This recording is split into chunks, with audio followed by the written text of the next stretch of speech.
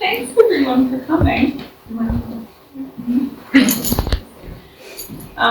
Thanks everyone for coming. I think everyone here, most of us know Hector already, but I'll give a short introduction. We're really excited to have you and Donna and everyone else here, and excited to learn about the history of the town site golf course as well as the Myrtle Point golf course and where those two cross over. So Hector is a lover of golf and a longtime resident of Powell River. Moved to Powell River in 1982 and worked for McMillan Bloedel for 26 years. He retired as a controller of the Pulp and Paper Group in 1994. As soon as Hector arrived, he joined the Powell River Golf Club, and shortly thereafter, in 1988, became the president of the board of the golf club. So he's always been really involved.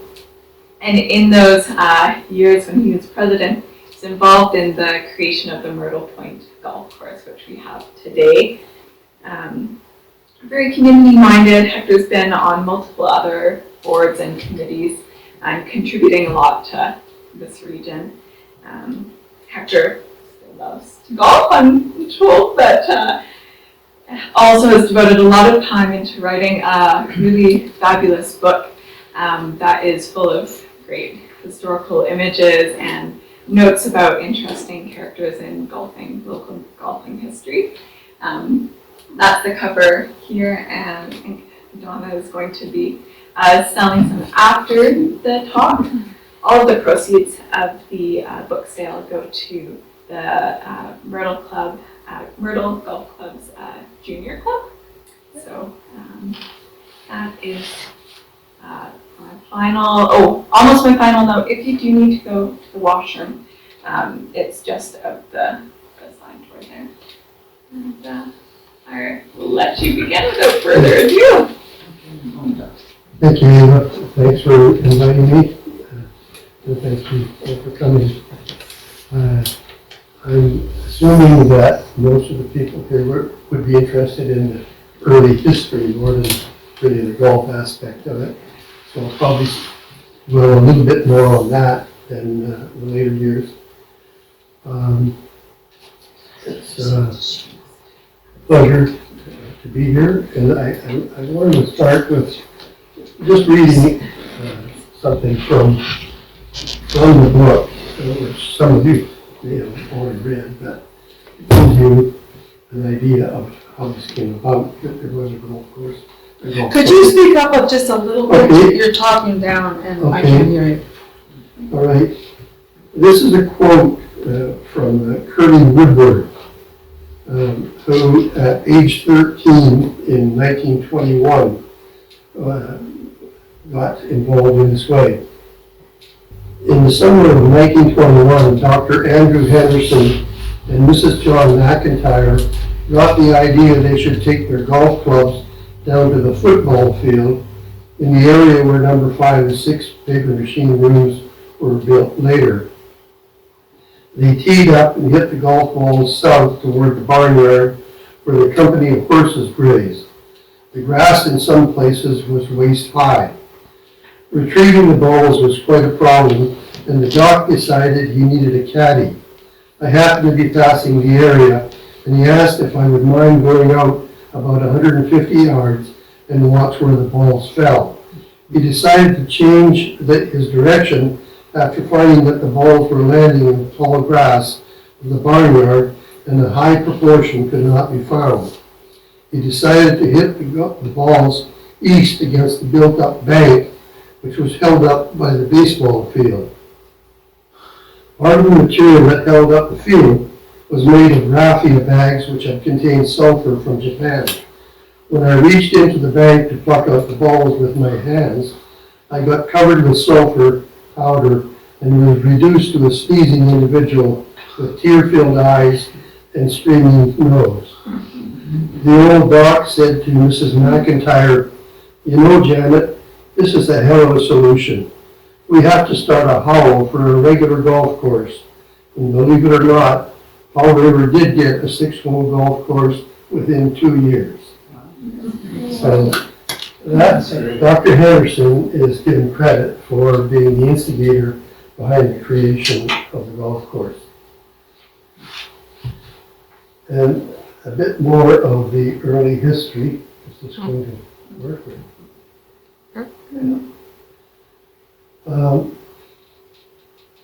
The early history, of course, of Powell River. This photo from Rod LeMay is taken in 1912, which is the year the first newsprint came off the newsprint machines, the mill.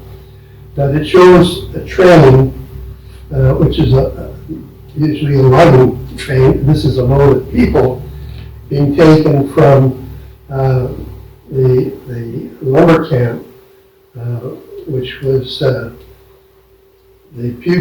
Michigan and Puget Sound Lumber Company had been contracted to log this whole area in the Powell River townsite area. And in 1909, Powell River Company was incorporated, and by Dwight Brooks and Michael J. Scanlon, and the government of BC ordered the Michigan and Puget Sound Lumber Company to move their log dump from where the mill is to what we now call William Beach. At that time, it was called Michigan Landing. And so in 1922, they're taking on the logging train a bunch of party goers, picnickers from Woodsville, which was the logging camp name. And this is Woodsville here, to Michigan Landing. And Woodsville was called that because of Mr. Lutz, who was the logging superintendent for the Michigan and Puget Sound. Where was Lutzville at the time? Where would that be? Woodsville was where the golf clubhouse was eventually built, where the Sally Scanlon Lodge was on the old golf course. That's exactly where Woodsville was. Okay.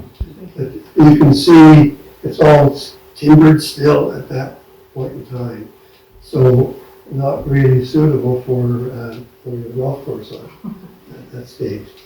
Hector, is that where we see the train running? Is that what we now know as the Willingdon Trail, the Willingdon Beach Trail? It will be, yeah. The Willingdon Trail doesn't come over this far. It sort of stops at where the logging road comes down, the logging hollow that goes to the A-frame.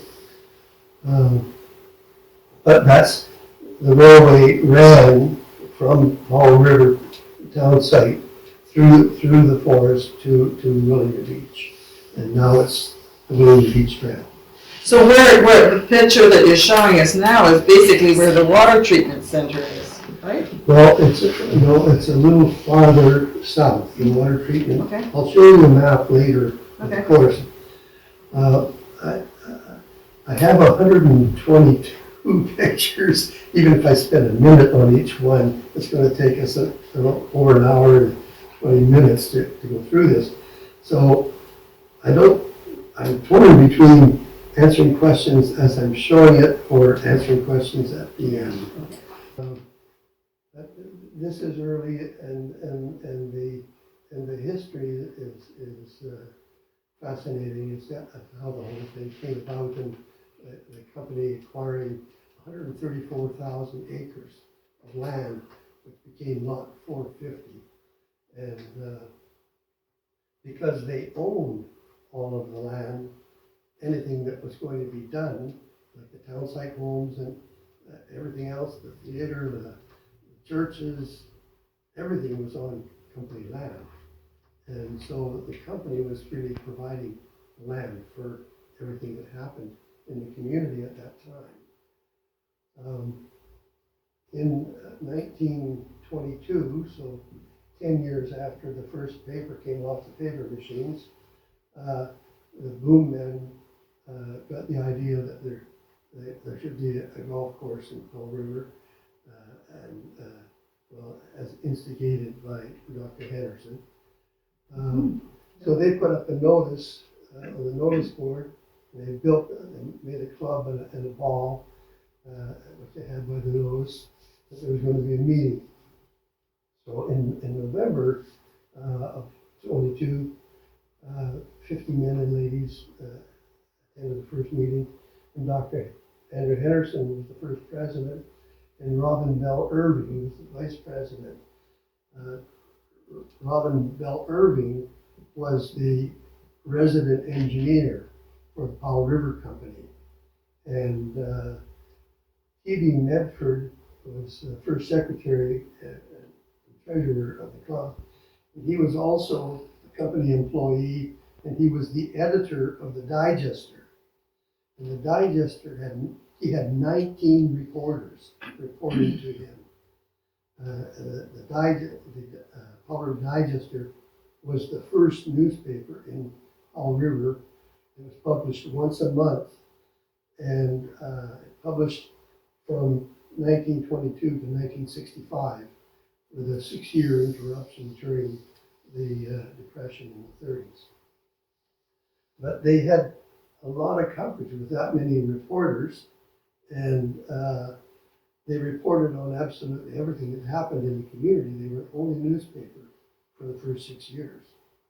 So, and we were very fortunate that the museum, with people like Doug, digitized all of the digesters, and Doug Mulvey is the volunteer in the process of digitizing the newspapers that have been published since. So for someone like me trying to write a book, it's wonderful to be able to go online and to the museum site and read, get information to write about. So at that time in 1922, the population was just under 2,000 people, and most of it was in the town site, 76% of the population. And Cranberry was the next biggest center with 8%, Wildwood 6%, and Westview only had 2% of the total population at that time. So Bell, at that first meeting, Bell Irving was charged with the responsibility of building a golf course. And part of the mill site was the only area that had already been cleared. And so he was able to, for $50,000, build 4 holes almost immediately. And that $15,000 today would be like $250,000.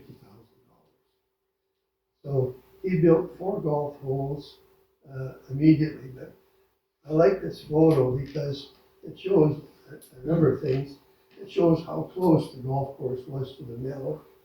It shows the steepness of the terrain. And if you miss the green, you can imagine what's going to happen to the golf ball. For that reason, they built sort of a lip or a berm around the bottom side of the green to prevent balls from getting away on them. There was a downside from the expediency of being able to get 4 holes immediately at a low cost, and that is it's so close to the mill that they were barely finished building those holes when they found out that they needed to expand the mill because the demand for newsprint was going crazy, and they needed more paper machine capacity. So they built number 5 and 6 paper machines in 1926 on part of what was the golf course. So immediately they lost the first 3 holes. and that kind of process continued over the life of the golf course, even up to 1976. They lost, for 1973, they lost the last 3 holes that were close to the mill, and they had to be built at the far end of the course. And that's where the treatment plant is now located, not on hole number 5. I'll show you some a layout later. And this was the first scorecard for the golf course after like in 1923, 2 more holes were added, so they had 6 holes then. And you played the 6 holes 3 times for 18 holes. But the 3 rounds for 18, the total length for 6 holes was 940 yards. And then for 18 holes, playing it 3 times, was 2,820 yards. The normal golf course is like 65 to 7,000 yards. So this was a fairly small golf course. It was on 79 acres of land. Because they lost holes and they wanted a 9-hole course, they had to clear more land farther away. But this is a great photo because it shows the steepness of the land that they were contending with, which they forever had to contend with on the course. And it shows how basic the implements were. The equipment was they had to deal with, used to clear the land at that time. You can't really make it out, but I believe that is the steam donkey there, and there's a gin pole here, and with cables and pulleys, they can pull in a different direction than they used the system to haul logs in the forest, and they're pulling this grader through scarifying and clearing brush from that position over there, probably with a cable that goes through a pulley up in that pole and around the stump or something somewhere else. So there's pictures later on of equipment that we used to build the new golf course, and the contrast is quite interesting. This picture also is one that I like because it shows a number of things that people talk about but don't really have any, can hardly picture. The barn, for instance, that he talked about in his description, where the Curly Woodward is describing them hitting golf balls towards the barn. Well, that's the barn. And the company, Powell River Company, had 20 horses, and plus they boarded another 10 or something in that barn. But horses were used in the town site to deliver groceries, to deliver all the materials that the tradesmen needed for building houses. One horse was dedicated to pulling the cart that collected the garbage. Another horse was dedicated to the lumber yard, which delivered lumber. And of course, there were 3 horses dedicated to pulling rolls of newsprint on a railway out to the dock to be put on board the ships. So at that point in time, there were no cars in Powell River, and horses were used for everything. The other thing that this photo shows the oil tanks on the course, and all of these things were obstructions that had to be avoided by golfers. They had to go around the barn, they had to go around the oil tanks, and in this case here, you can see this is called the plank road, and it goes through the middle of the course down to the cemetery. And imagine it was, as the name suggests, it was surfaced with planks. And the crews the maintenance crew for the town site, there was a dedicated maintenance crew for the town site. One of their jobs was to bury the dead. And at some point, the company decided that they were going to move the cemetery to Cranberry. And there were about 100 people buried in the cemetery. So the town site crew had to dig up all of the graves and relocate them. And I read various times when this happened that in this photo, there's a sign here that says May 1930, and they're still digging, and there's some rods which indicated they're not finished. So it started in 1924, the relocation, and I think it finished about 1930. I've read that it was 1930. So to me, that's an interesting facet, and I had no idea where it was located, but you'll see on the map later where the cemetery was. I don't think it would ever happen again. Today, if you tried to relocate a golf or a cemetery to build a golf course, you wouldn't be very well received. This was our first golf professional, Sidney McCulloch, born in Scotland in 1873, came to Canada, was involved in opening the Bonus golf course in Calgary. He won the Canadian Amateur Championship in 1921. And he served as a pro at the Marine Drive Golf Club. Then he was hired here. And that pattern sort of repeats itself with professionals from golf clubs who then come to work in Powell River. And it's a great benefit for us because they know the people where they came from, and they instigated interclub competitions between Powell River and Marine Drive and Shaughnessy, and etc. And they would send their very best, their pro and their best golf players to compete against our players.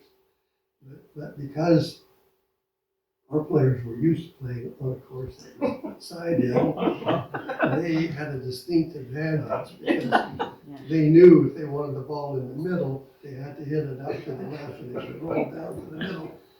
Whereas the visitors who hit it down the middle would find that it was going out of bounds on the water side. So the scores were usually pretty lopsided, with Powell River coming up way on top in the match play. And so this again is Sidney McCulloch, and you see the kind of golf attire that people wore. Sidney McCulloch, I have a pointer here which I should use. Does it work?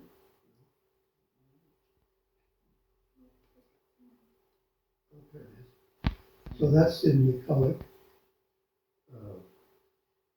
first golf pro. And I talked about people traveling for interclubs, and of course everybody else that came to Powell River at that time. There's no roads in here, and this ship, the SS Charmer, served Powell River for 20 years from 1911 to 1931.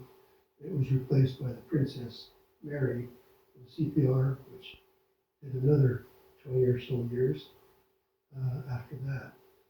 But the ship used to dock. There was a public wharf right below the golf course that these ships docked at.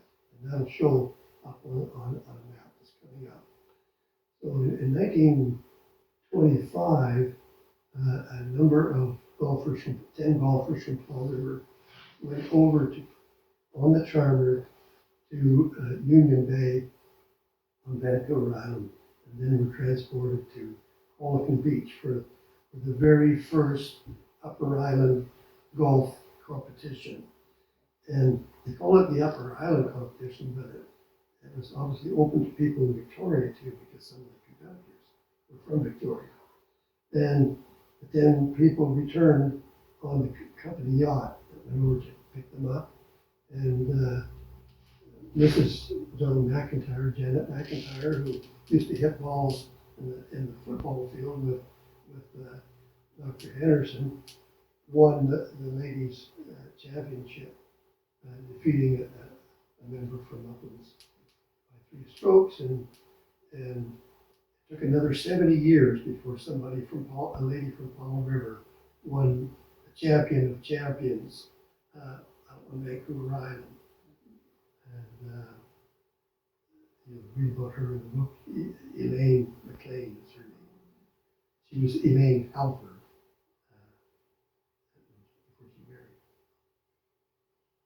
So in 1925, they expanded the course, they completed the course to 9 holes.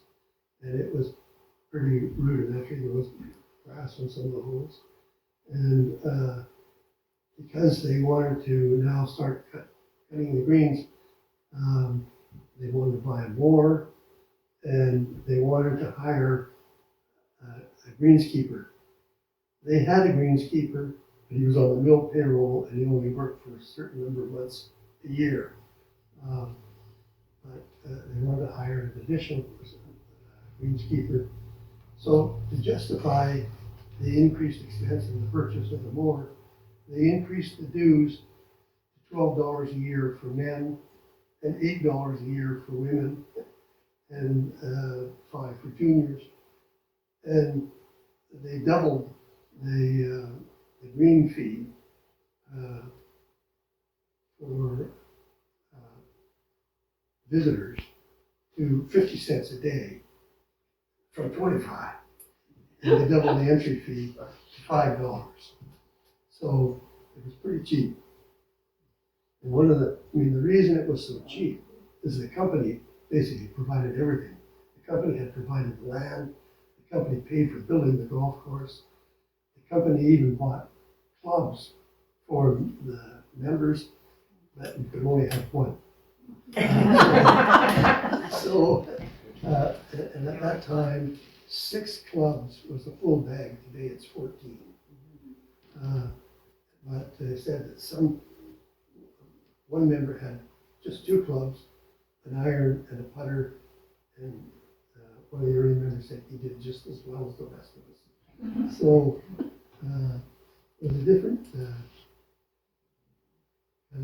ballgame in those days. The benefits of the golf course were received by every other sporting organization. This series is about the history of sports in Powell River. Well, Powell River Company was really big on providing recreational activities for their employees. So the year before we opened or started the first golf course, the Lawn Bowling Club started up in 1921. And the membership of the Lawn Bowling Club was almost the same as the membership of the golf course. So the lawn bowling went from May to September. So nobody was going to golf then. So they didn't start golfing until lawn bowling was finished. They'd start golfing in September. And golfing was a winter sport at that time. And the tournaments were finished in May, usually. So there were 2 reasons for that. One I already gave was the sort of conflicting business with the lawn bowling. But the other was that in the summertime, where there was a lot of growth, it would be like playing in the rough all summer, and they had to use size to cut the fairways, and there wasn't equipment until about the 30s to be used to cut greens. So this is the layout that was done by Robin Bell Irving of the 9-hole course, which I alluded to a number of times before. And the mill is over on this side. There's a football field. There's a baseball field. The Rodney Hotel is just about here. And the first clubhouse was just on the boundary of the course here. And the first hole was by past the oil tanks. And then he went back down front of the old takes to the second tee, and he went down to, this is the graveyard down here, cemetery. And for the third hole, he went back uphill along above the plank road leading to the cemetery. And then the fourth tee was just up here by the railway track, which ran along the eastern boundary of the course. And this was Blitzville. This is where the logging camp was. And that's where later on the Sally Scanlon Lodge was built. Someone had a bright idea. The fifth hole used to come down here at first. They decided to have an alternate fifth hole where you had to shoot uphill over the railway track to a hanging green. 185 yards, R3. So that was a really challenging hole. And then the course continued on hole number 6 back towards the cemetery. So the green was right in front of the cemetery. And there's a picture in the book of golfers on the 6th green. And then he went around the cemetery to the tee of the 7th, played the 7th, then over by this is the barn, and we played down towards the mill. And then back up. The 9th hole was back up in front of the clubhouse. So to get to the first tee, you had to cross the 9th. It must have been a bit awkward at times, with people shooting uphill.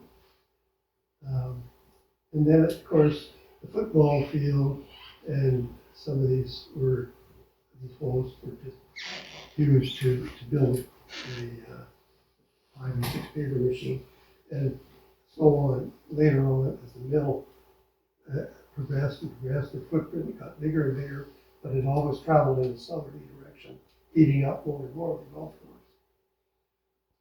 The last 3 holes to disappear were these 3, number 6 here, number 3, and number 4. They were in place until 1973, when they needed holes for the more land for the clarifier, the primary clarifier. So this photo shows Dr. Henderson and Janet McIntyre on the 2nd green, which, as I said, came from the oil tanks down here. The picture doesn't actually say. He won the Logos Amateur in the 1952 Malaspina at age 62, so he was quite a good golfer.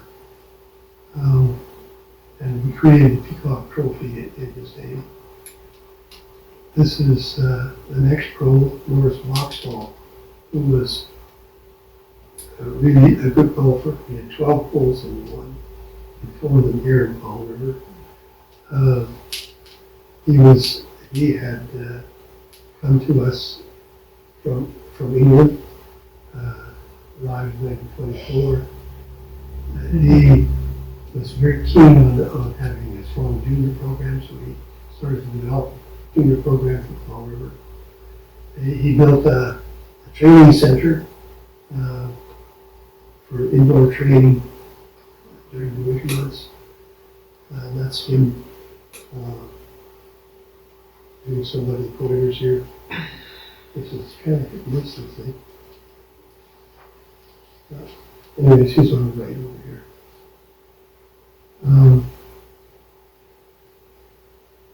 In 1929, Michael B. Scanlon, who was at that time vice president of the Powell River Company, came to town and he donated $5,000, which is equivalent to 81,000 today, to build a clubhouse. So this is the Sally Scanlon Lodge, and it was built on the site of Litzville. The logging camp was torn down. The railway tracks were removed in 1926. The barn was torn down in 1930, all to make it a little bit easier to navigate the course, I guess. But Michael D. Scanlon was a really fine gentleman. He came back in 1930 to see what was done with his money. Very pleased and proud of the clubhouse. It had a suite in it for the pro Vauxhall and his wife.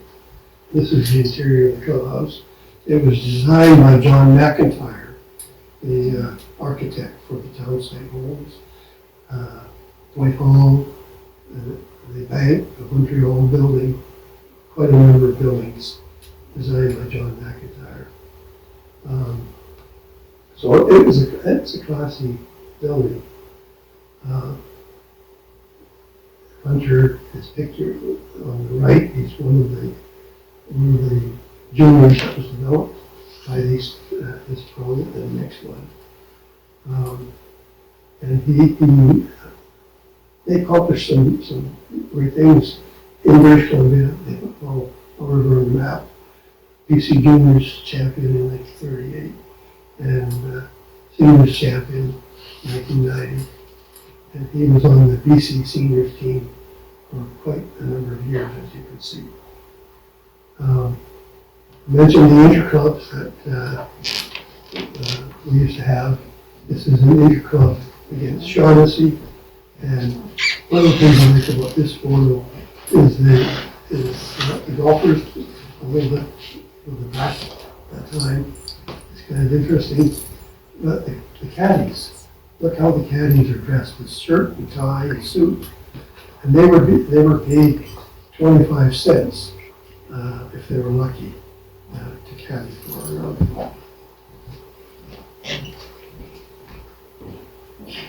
The names of the golfers are mentioned, and this is a better close-up. This would be hole number 1 again, although I think I said it's only number 3, but I think it's hole number 1. You can see the clubhouse in the background, and the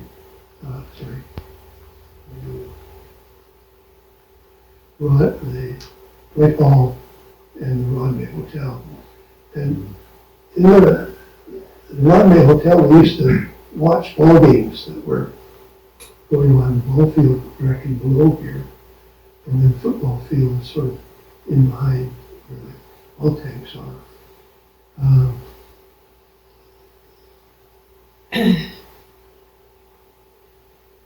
That particular interclub is against Shaughnessy. This is Dr. Henderson keeping score for the interclub matches. They would play singles matches in the morning or doubles in the afternoon or vice versa. So they played 36 round holes in a day, which is two rounds of golf, which is quite strenuous. But they would leave Vancouver at 11 o'clock at night on the ship. Party or not, overnight, they might sleep. They get here at about 7 in the morning, they'd come and play their golf all day. Then they would go for a banquet at the Rodney Hotel, and do a little celebrating, and then they would cheerily accompany them all down to the ship for a 10 o'clock departure at night and overnight back home. So a good time was had by all, and it was a very popular thing to do because our guys did the same thing. They went out of town for the reciprocal match. We always won in Powell River, but we usually lost on the level ground, which our guys are not used to.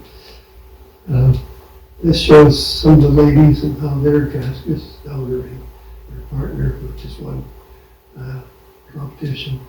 And here again, I believe Janet McIntyre was a very keen golfer. Another interclub match in 1931 with Morris Vauxhall here and Steve Wilson, I think, I pronounced it correctly, and against the Marine Drive Pro, Kenny Hewish, and member, Dr. Lee. And our guys won again. Looking at the wrong time here. This picture is interesting because shows in 1931, Dave Ward, who was the fellow who worked for the mill, but they sent him for 6 months of the year to maintain the golf course. He stayed on the mill payroll.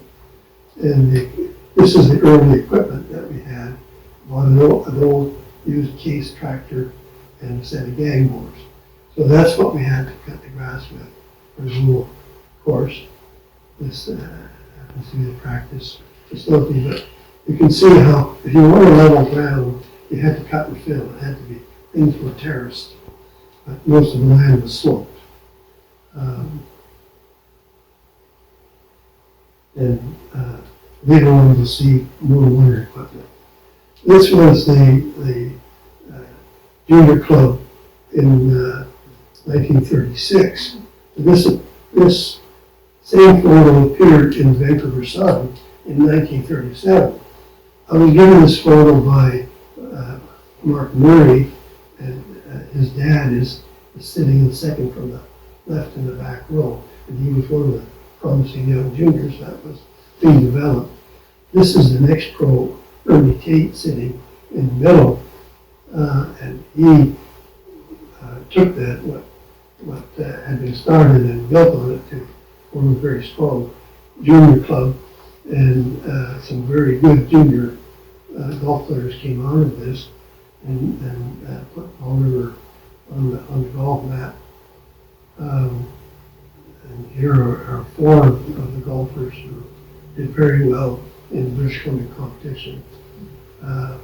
They came second in the Governor General's Hammer Trophy for the BC Amateur in Victoria in 1939.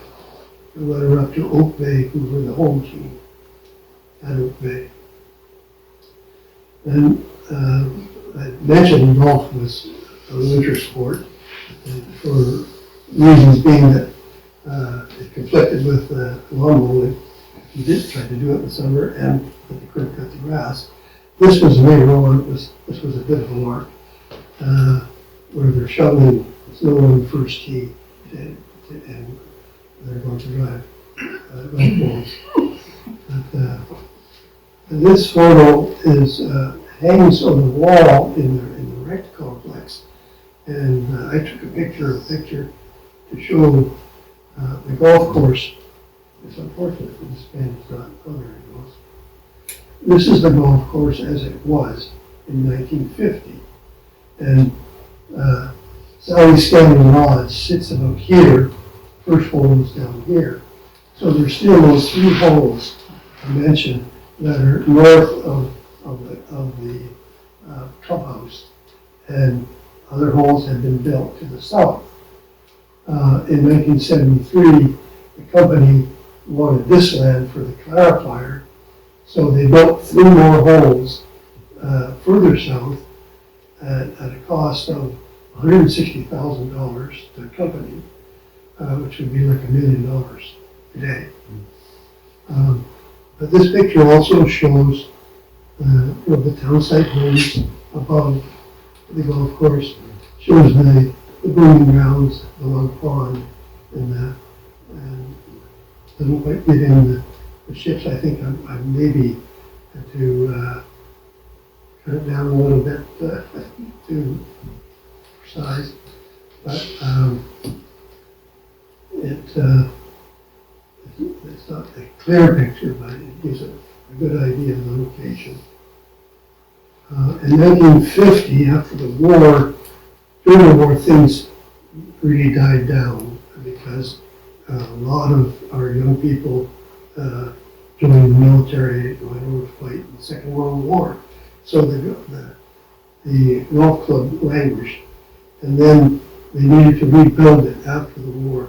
So in 1950, a pro named Vernon Johnson got the idea to create the Malaspina Open to attract golfers.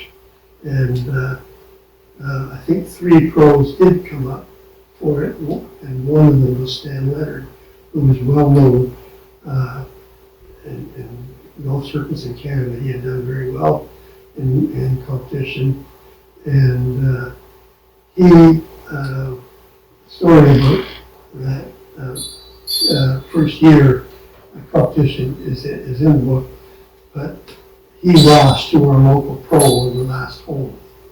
He took a double bogey 6, and our pro tied it to win by 1 stroke. Or he partial, I should say. But people who see this photo recognize people that they know. One of our friends recognized her father, who's right back here. So these photos are of interest to local people. Another pointer. Yeah, I think that will. Yeah, that works. Okay.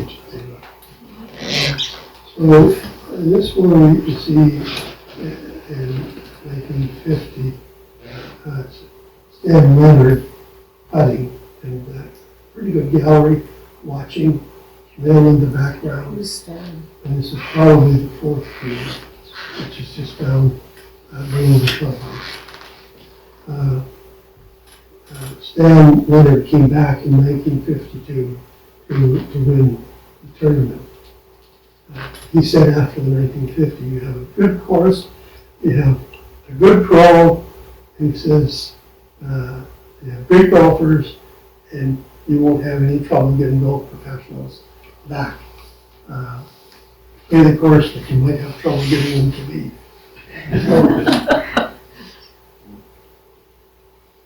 And this picture I like very much. It's because it has a lot of zoom to it. It's taken in 1955, and a lot of things were happening in Powell River at that time. In 1954, the Powell River Company decided they no longer wanted to be in the town site management business. So they sent out a letter to their employees in June offering them right of first refusal to purchase their homes. They were all renters at the time. And so they sold off all the town site houses, and they sold like the lawn bowling clubhouse and grounds. They sold to the lawn bowling club for $1. They sold the clubhouse, Sally's Cannon Lodge, to the golf club for $1, and we continued to lease the 79 acres for $1 a year, and they paid the taxes. Yeah. So it was a good deal for the golf club members and other people. They sold White Hall to the municipality for $1. They sold their store to Hudson Bay Company, and so on. And this photo sort of sets the mood, I guess, for the times of change, but it shows the setting sun, long shadows, a lone golfer on probably the 9th green. That's the first green down below. You can see all the bunkers around it. And that was a par 3. The tee was right beside the clubhouse, and you had to try and hit that green and avoid all of those sand traps. See the booming ground in the background and the hogs. And on Spin Strait, Harvard Island, and Vancouver Island. It's a beautiful photo. In 1957, see 4 of the directors, or 3 of the directors, and a new pro, Bill, Doug Morrison on the 9th green. And I included this because Bill Wheeler went away for a long time, but he came back and he became very instrumental in helping us build a new Myrtle Point course. He was an engineer who went away to New York for a lot of years. And Bill Merritt, who was a realtor here in town and well-known, popular, good golfer, and he liked to teach the ladies how to golf on the newcomers. So he was very well liked. And this was, we had a lot of good golfers, and this was one of the better ones. Percy Claude, who was originally from Powell River, but he worked here for a time as an accountant for the Powell River Company. He won the BC Open in 2 years in a row, 1948 and 49. He was involved in a car accident when he was down competing in Vancouver, and he died in the Powell River Hospital after a long illness or disability. Sid Forster was here twice. First time he was here as resident engineer, just after McMillan Model merged with the Powell River Company in 1960. And so Sid was transferred here as resident engineer, and he was asked to do a report to Doug McCrimmon, who was the manager of the properties division for McMillan Model, on our properties. And one of the reports was on the golf course. There's 79 acres there. You know, is it being well used? What's the situation? So Sid was a golfer and a member of the club, and he did a report. So it's kind of a snapshot of the club at a certain point in time, how many members we had, what the annual dues were, and you can see even in 1964 they're still very favorable. And that's because the club has a good deal and doesn't have a lot of capital expenses. And so members were actually spoiled by the low dues that they were paying. And the total income for operating and the expense for operating the course for a year was $30,750, which is unbelievably low. But the other thing about that is you'll notice the income and the expense match. And that was by design. That was the policy of the golf club for almost 70 years, to break even. So if there was anything that happened that was a blip in the weather or whatever unexpected expense, or if they wanted some capital, I mean, they would lose money, and to do a capital project, they had borrow money. So they could borrow money from the company, $60,000 and pay it back a little at a time. But there was no initiation fee to join the club, if they wanted to attract more members. There was no fairway sprinkling at the time. The annual lease was $1, and the annual taxes that the company paid at that time was $300. Later on, it was $16,000. So, but the company was still paying it. And these scorecards show the last time that the course was altered. That was 1973. This was the scorecard before, in May '72, before it was changed. Before they put the clarifier in and we lost the last 3 holes. This is the scorecard later. We lost a bit of ground. The company built 3 more holes for the golf club at the south end, 4, 5, and 6, and they paid $160,000 to do that, which today would be $1 million. Of course, it was a little shorter after it was all and done with. This is one of our better golfers that grew up living beside the course and started golfing when he was about 7 years old, or 8 years old. And he has the course record on the Powell River concept course of 64, and which he shot on June 1st, 1987. Dave Williams is his name, and his mother also and father were very good golfers. So about this time, 1987, the directors had the idea of maybe we should get a new course. And that was brought about for a couple of reasons. The president wanted an 18-hole course instead of a 9-hole course, Dr. Barry Cutler.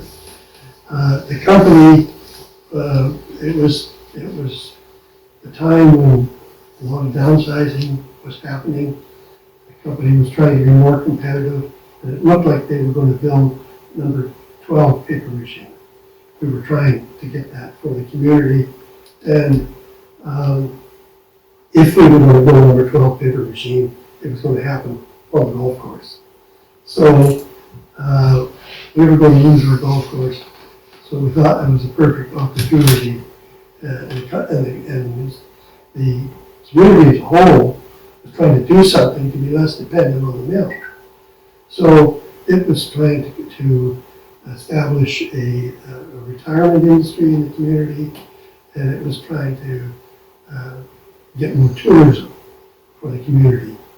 And one way to do that was to have an 18-hole golf course that would attract people. So we used those two things as an excuse to build a new 18-hole golf course.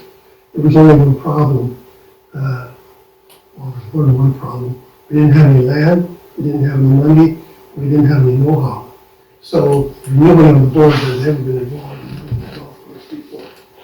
But we did research, we did feasibility study, we did a marketing study, and we issued a prospectus to sell securities, to sell subscriptions. We could sell subscriptions to existing members of the club, no problem. But we needed more than that number to support a golf course. And so we had to offer the subscriptions to the public, and we didn't want to run afoul of the BC Securities Commission. So we had to file a prospectus with the BC Securities Commission to allow us to sell subscriptions to the public. This was the board as it existed in our fiscal 1987. Barry Cutler was president. And you can see the names. The design on the front of our prospectus, we were thinking originally of calling the new golf course qathet. And so that was a native thing that's a Wales playground. And so we thought our logo should have something to do with First Nations. So we asked one of the First Nations people to do a design for us, and this is what he did with that name in mind. And in the end, we didn't use it, but we purchased that. This is in 1980. Well, let me go back a bit. I started off with selling subscriptions to members. We raised $250,000, and that was like $1,000 per, $1,500 for a family. And we used that $250,000 to approach Liddell to give us $350,000. And they thought about it, and the treasurer came out and showed the property, and they decided not to give us the money, but to lend it to us interest-free. So they loaned us $350,000 interest-free for 10 years. And they would give us a 25% discount or forgiveness if we repaid the loan at the end of the 10-year period. So what happens then? So they loaned us $350,000, and we used it to buy the Board Farm. And so we hired Les Ferber of Golf Design Services to do a design for the golf course. First of all, we had already, before we got that opportunity to buy the Board Farm, we had gotten a Crown grant on 180 acres at Reef Point. But Les Ferber looked at both those sites, and he said that the Myrtle Point site was a lot better than the Reef Point site. But the Reef Point site was basically a large gravel pit. And he said, your water's going to go straight down. You don't have any water on it. You're going to have to buy your water from the municipality. And when you put fertilizer on your, you're going to have to haul soil in, like grass on. And when you put fertilizer and water, it's going to go straight down into the gravel. It says you'll spend a huge amount of money on water and soil, water, and fertilizer. So here, this West River Golf Design Services from Canmore, Alberta, did a design of the layout for 18 holes at Myrtle Point. And this is Dr. Barry Cutler and myself in the middle, looking at the design and talking about what they had proposed. And basically, we liked the course that they had designed, except for one place where they had a triple green, and number 11, 14, and 16 were a clover leaf green, and we thought it was too dangerous to have balls firing in from 3 different directions. So we settled on a connected green for 11 and 14 and moved number 16 back, but that made the course shorter than it would have been. So this explains just what I said. We bought the Ward Farm in June for $350,000. And this is what it looked like from the air. This is the Ward Farm. The 160 acres of the farm is basically this square section. 100 acres is forest. 60 acres is cleared. These were cornfields on the Ward Farm, and the lower section was, these were hay fields. And this 14 acres out on the bottom left was where Ward had his house. The dairy barn was there, and the house that Ward had started to build and hadn't done anything on for the last 2 years, which became our clubhouse. So when we bought the property, this is what it looked like on the east side of Ward's house, which this became home number 10 and home number 18 in the pond right here, and you'll see that in later pictures. And this was the west side of the clubhouse, looking up at the clubhouse from down below. Nothing had been done on it, like I say, for 2 years. There was only in the windows, it was, some windows I guess had glass in them, but it was not a lockout stage by any means. There was no insulation inside. Part of the roof had been shingled, part wasn't, plywood on the outside. So about that time, 1988, Bill Chapman retired from McMillan Liddell, and he had been the project manager, and it was one of his last jobs that he had for mill projects. So he was an ideal guy to be our project manager. And so I approached Mel, and he agreed to do it free of charge, as long as Bill Bueller would be his assistant. And Bill Bueller has retired as an engineer. And so the two of them took the bull by the horns, and they spent their next basically 4 years there full time. This was the fall. We bought the property in June, and by the fall of 1988, we had already made this amount of progress.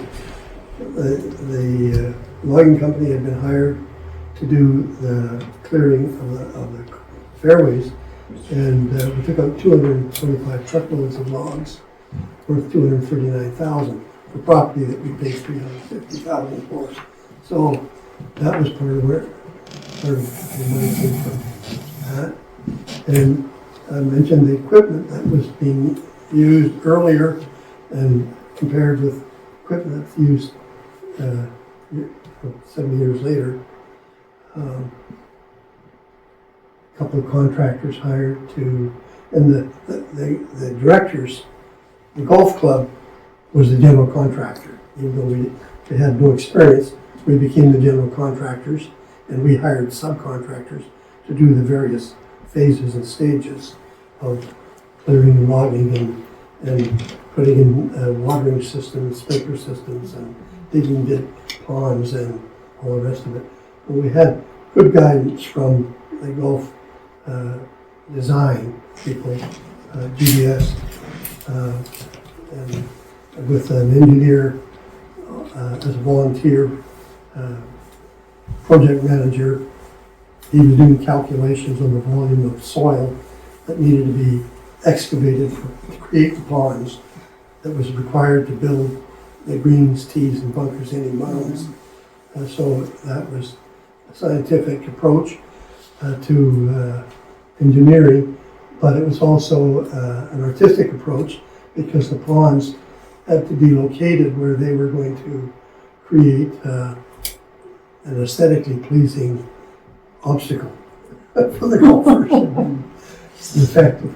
So this is the burning of the slash that went on, and we had to have round-the-clock watchmen, and these were all volunteers with fire hoses and pumps, and it was quite, you can see these are some pretty good piles and flames, and there's a forest all around them.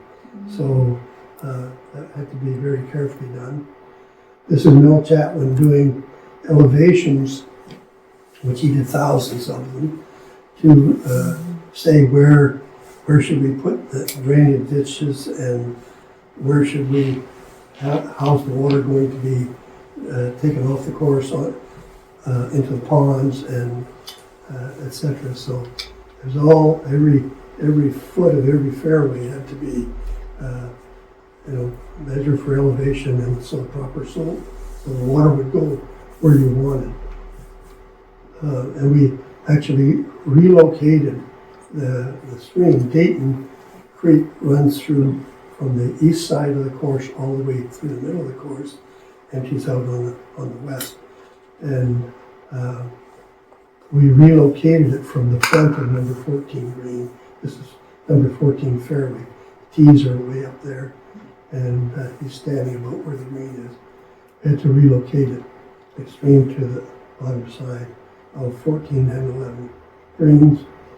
This is the spring of 1989, and you see screening up on the parts that were already cleared, cornfield and the hayfield.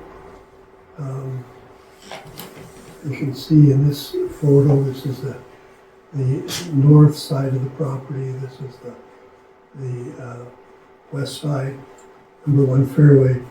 This is the pond of a number 2 hole. Dog leg right around that pond to the green.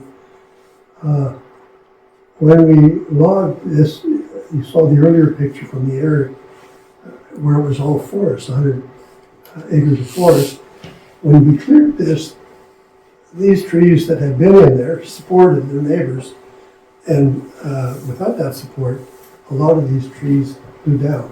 This is number 3 fairway, and there were, as I said, a trees between 3 and 4, and they're not there today because a lot of them blew down, so they had to be removed. One of the ways that we were able to afford to build the course was using volunteers. I mentioned the project managers, but the members also, and even non-members, came out and they raked roots, they collected rocks. We opened our own gravel pit at Reef Point, which is where we were going to build the course before. And we got Finning Tractor to demonstrate one of their screening plants there for us, and we hauled load after load of screen sand for the course, but for use on the greens and bunkers and tees. But for the fairways, we didn't have the use of that anymore, so we hauled gravel and as sandy as possible, but had stones in it. So we imported stones to the site, and then members had to rake those stones and gather them up and put them in buckets. So we had $700,000 worth of volunteer labor and supplies, 23,000 hours of volunteer labor went into building the course. You can see this is one of the photos of a lunch break. One of the future presidents, Charlie Burrell, was the chef. Barbecue and hot dogs and hamburgers for the volunteers who were raking up stones and rocks. We had tradesmen from the mill, a welder, for instance, and he wasn't the only one.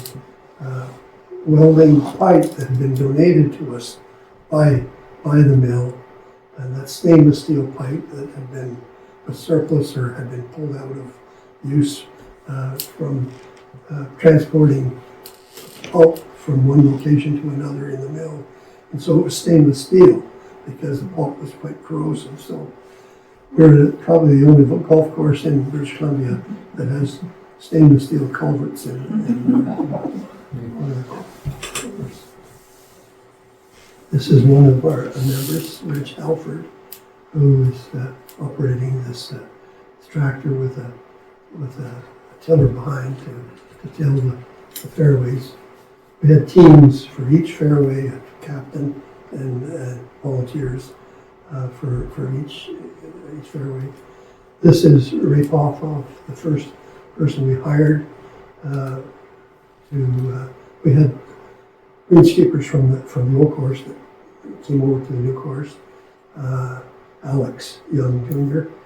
But Ray Poff was the first new hire for the new course. And here he's running that tiller near the red tee, or it was first called the ladies' tee, now it's just the red tee, because some of the men are using it too. As we get older, we can't hit the ball as far, so we're sneaking up closer and closer. This is volunteers for the 5th fairway, and collecting, you can see a load of roots to be hauled off. Getting ready for seeding. And this is fairway number 1 going up. Golf design services were contracted to design the course, but also to build the greens, fairway mounds, and bunkers. And we did the fairways themselves. So they got a little head start on us, and their areas greened up first. But we were far behind with the rest of it on the fairways. This is 1990, and we were seeding the fairways in 1990. This is a pump house. You see the stream, Dayton Creek, runs through the property here, and there's a dam on the creek at this point, and so there's a reservoir of water behind the dam, and we pump water out of that reservoir into pond number 18, which you'll see in another picture. This is green number 9 that is greened up. Area front on the fairways that is sanded, ready for seeding. This is a large pond. Hole number 6, this is the green for number 6, fairway for 6, tee for 7, fairway for 7. Hole number 5 is greening up here. This is the green for 5. This is hole number 4, greening up. Number 3 is greening up. There's still trees between the 3 and 4, and out there today. So then we see an aerial view of hole number 5 green and hole numbers 7 tees and fairways sanded, ready for seeding. This photo shows one of the ponds, and again, the soil from this pond had to be the amount required for the 15th green here, so you can see it piled up, the 17th green here, and the tees for number 18 tee. So that's also provides some obstacles for the golfers to try and avoid. So by 1991, we're ready to open the front 9, and it did open. And this is what it looked like at that time. You see a bit of brown, that's the back 9. This is from the north, looking back at holes, you can see the pond at 2, green at 2, hole number 3, number 4, number 5, and number 8 going down. And then the back 9 under construction.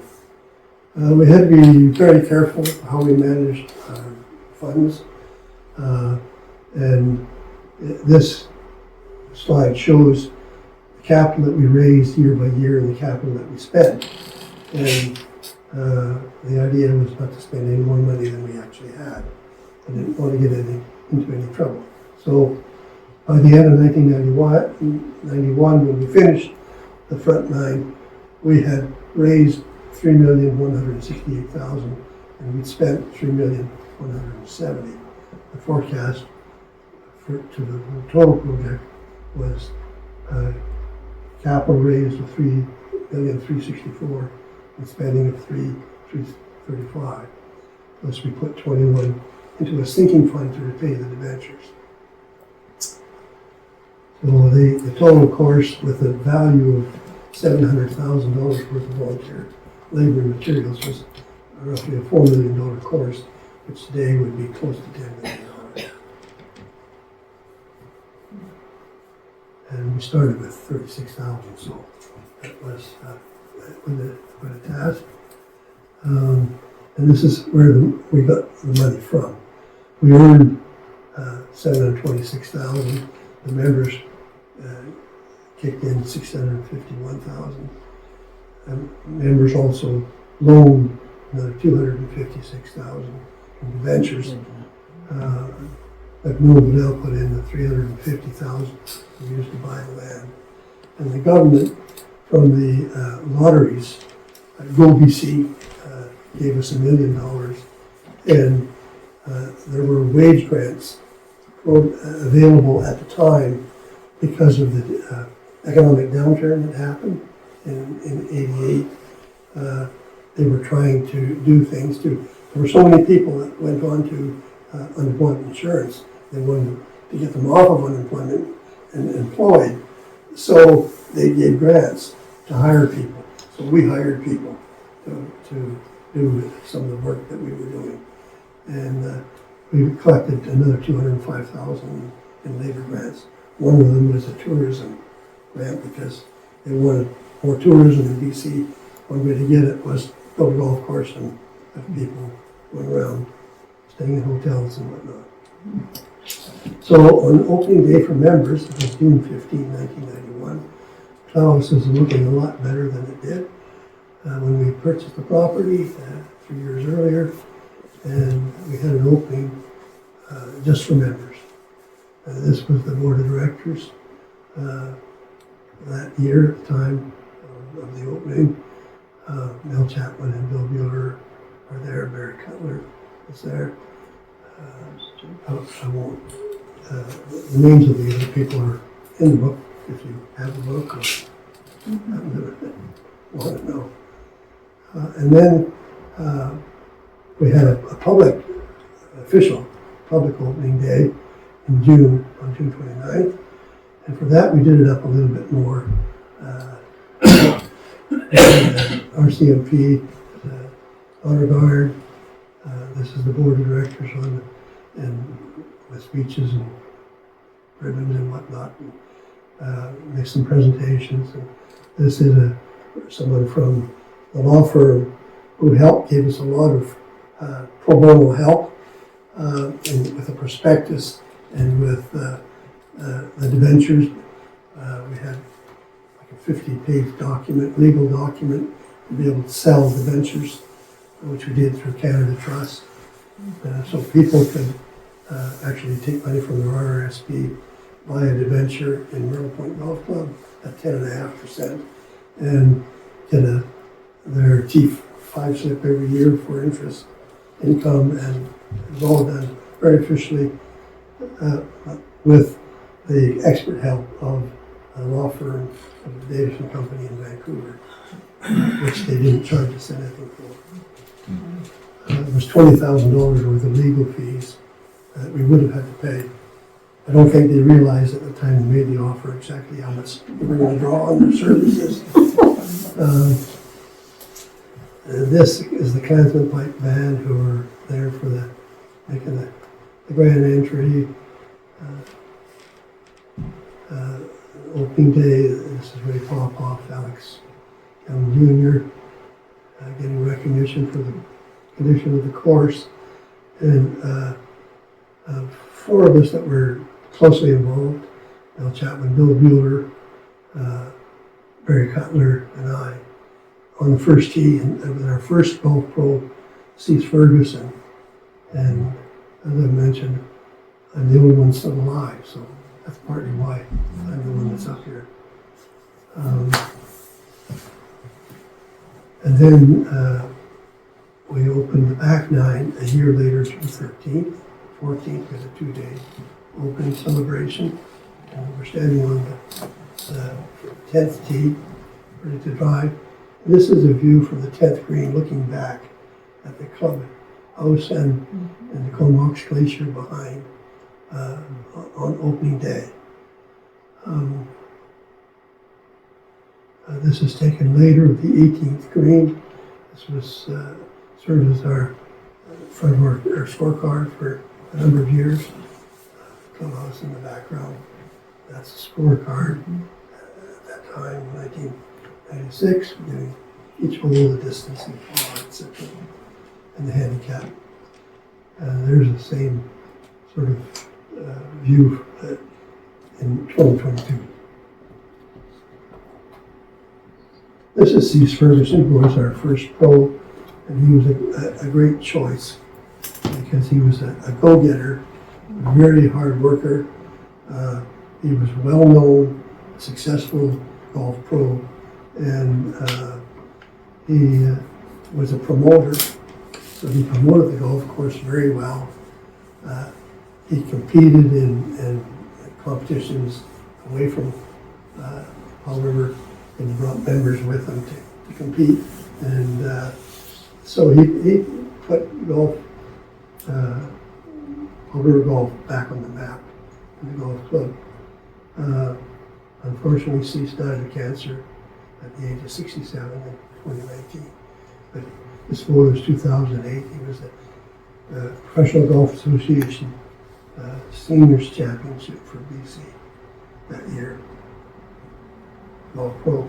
One of the things that Cease did and how we happened to hire him in 1988, while we're still on the old course, he came to us, and his best friend Bruce Dennison, who was a local RCMP, had leukemia, and he needed a bone marrow transplant.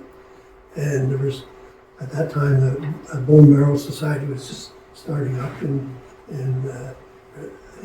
Canada, and Bruce couldn't find a match in the British system, so Cease wanted to do what he could to get more donors into the Canadian system. So he said, I'll raise some money, you let me use the course. So he said, sure. And so he put on the Pro-Am. Of course, he brought 13 golf professionals up that year.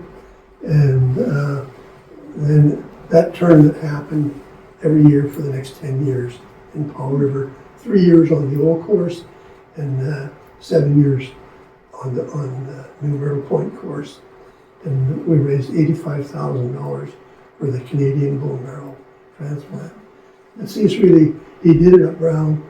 He had Helijet people fly in, celebrities and golf professionals, and land on the first tee, and then he'd take people out for rides and fuel up the helicopters.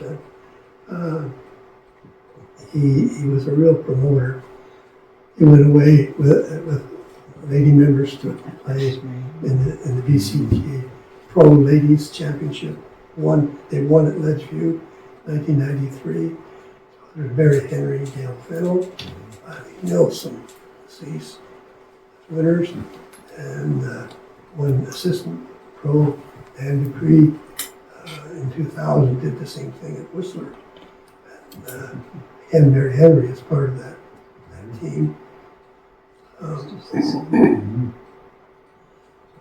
One of the things that really I'm proud of is the juniors who have come up through our system, who went on to earn a living as golf professionals or in the golf industry in one way or another.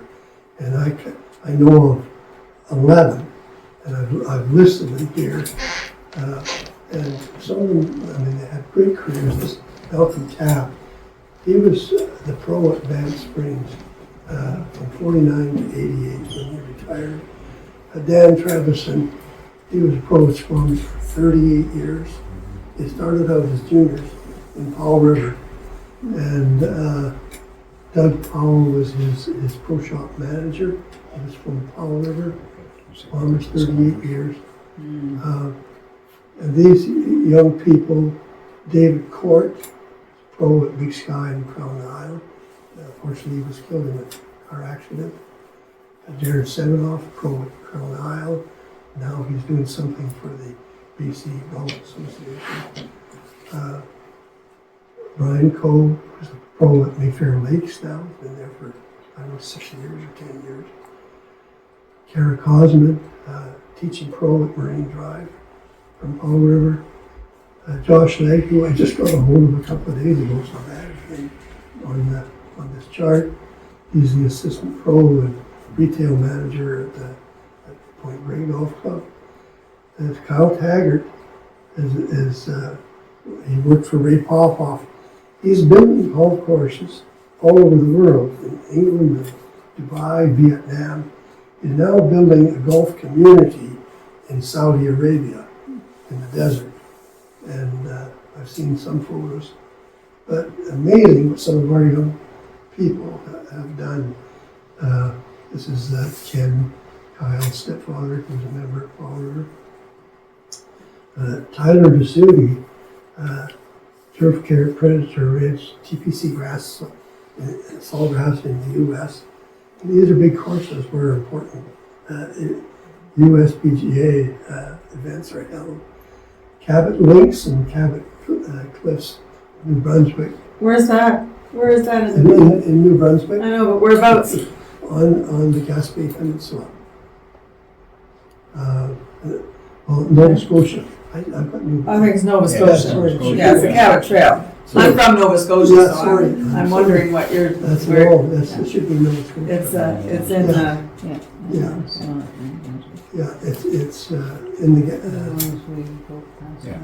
they wouldn't want to see that here. Yeah, They were no, from here. I'll correct that. Okay. Yeah, Nova Scotia. Cabo St. Lucia. Cabo St. Lucia in West Indies is where he is now, and that's him.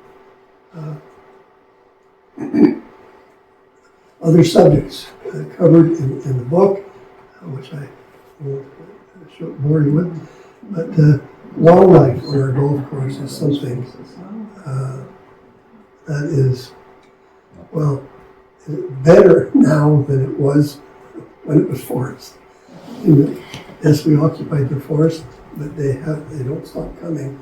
We've got bears and deer and beaver and all kinds of wildlife. Some that wasn't there before, the elk weren't there before, but they've been attracted, and they're actually a problem because they do a lot of damage to the greens and fairways.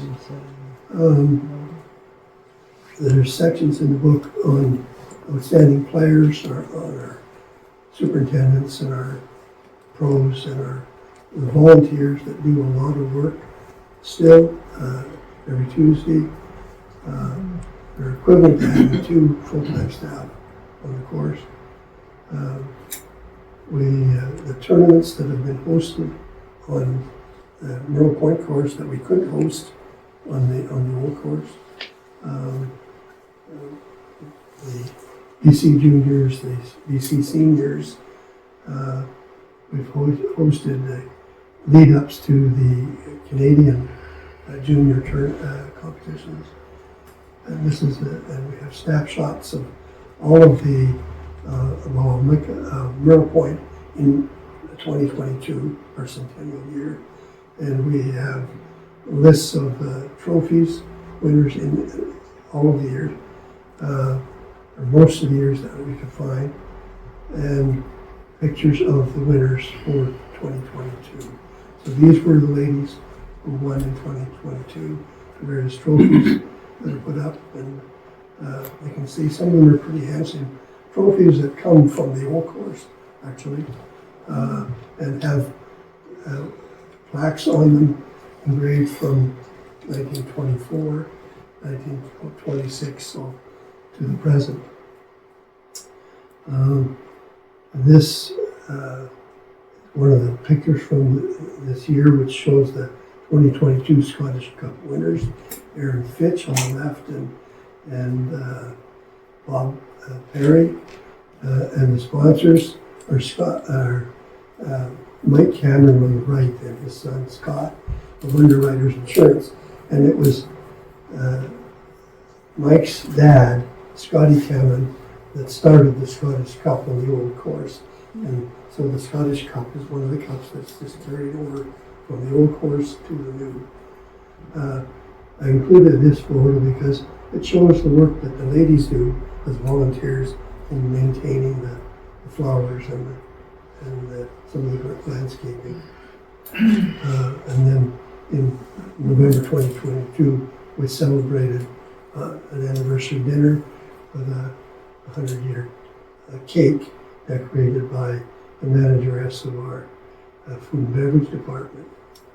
So that's the story of Powell River Golf Club and Myrtle Point Golf Club. Not exactly a nutshell, but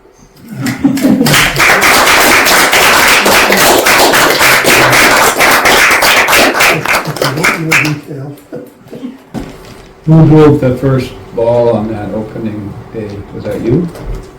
well, we each took turns. I did one, and I in the book the newspaper was there and took a picture of me making the first drive. But yeah, and then each of the other directors. I think actually we let the three ladies tee off first, and then the men. So yeah, and the aerial photos.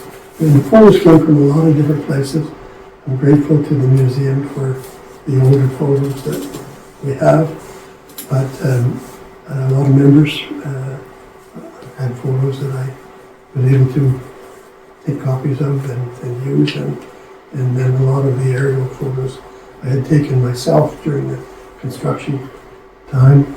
I had a good fortune of traveling to and from meetings by helicopter, and we would detour on our way home over the golf course.